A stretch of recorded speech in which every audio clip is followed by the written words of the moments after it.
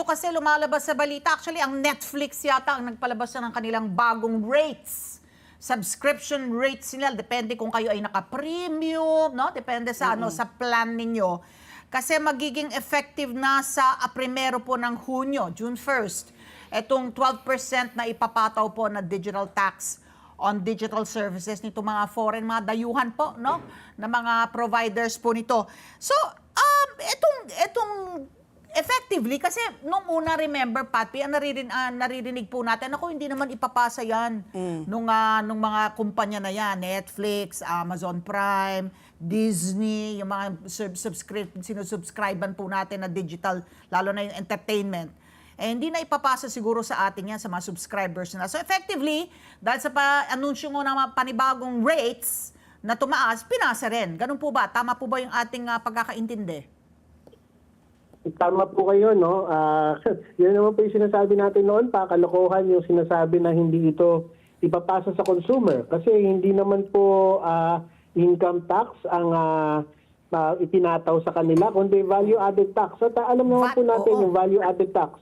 Consumers po talaga ang pumapasan yan, no? So, nakakalungkot na ito hong mga serbisyo na pwede sanang maging libangan o di ko kaya ay pampahinga na natin.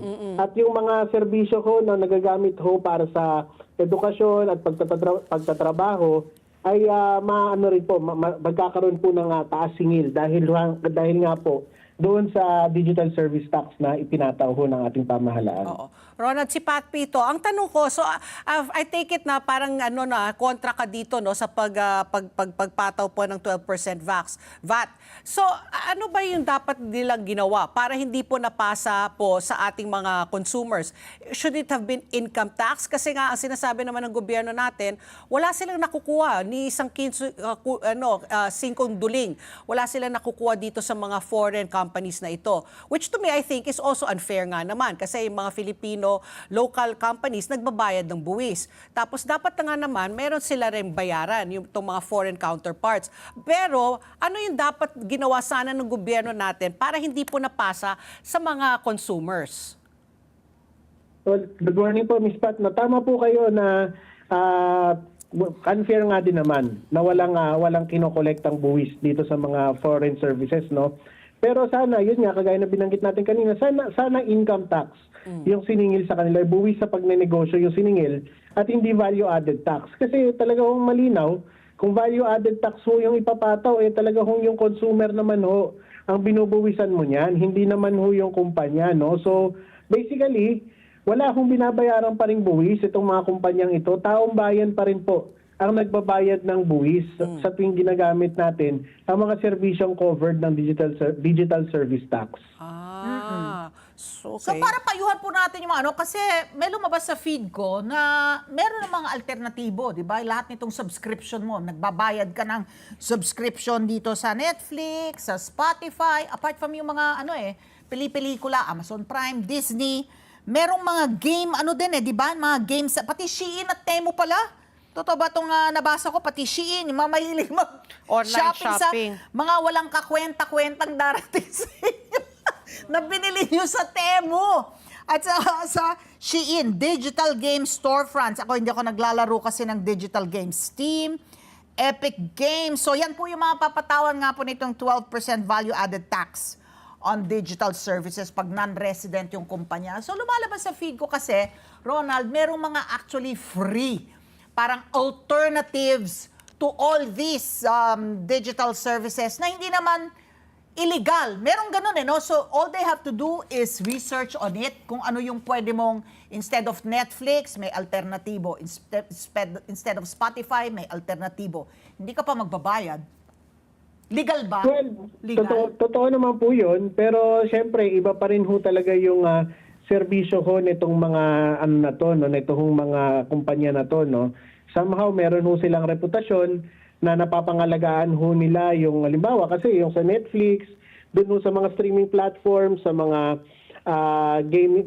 game shops, napapangalagaan din naman ho yun hong halimbawa mga financial information na ginagamit natin, no? So definitely kapag ka naman ho nag-download ho tayo o nag-stream ho tayo doon sa mga store na hindi ho natin kilala, hindi pa ho sigurado, meron hong panganib na kasama nito. Maaaring may virus, may malware na kasama yung file. O di ho kaya ay puro naman ho ads yung iyong makikita na to the point na hindi mo naman na ma-enjoy yung iyong panonood, Maya, no, yung diba, may leisure ad? time. No?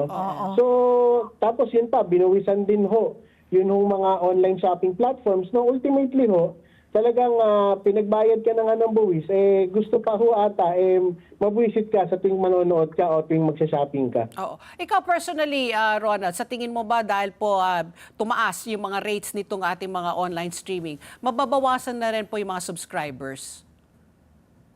May posibilidad ho kasi meron hong iba na dati kaya nilang i-maintain. Halimbawa, meron silang Netflix, meron silang Prime, meron silang HBO Max, meron silang kung ano-ano pa.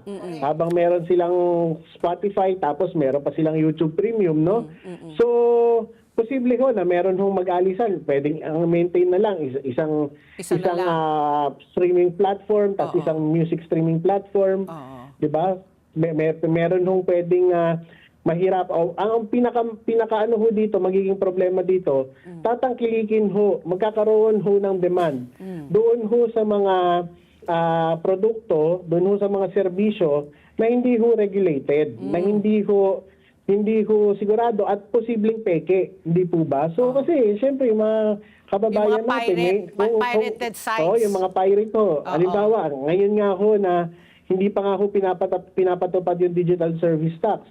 Meron na ho tayong nakikita dyan sa mga marketplace na nagbebenta ng mga streaming accounts, sa murang halaga. Lalo pa ho siguro ngayon na napakamahal na ho ng magmamahal ng subscription, mas tatangkilikin pa ho yung mga yan kaysa ho dun sa mga sinasabi na libre na streaming platforms. Okay. So,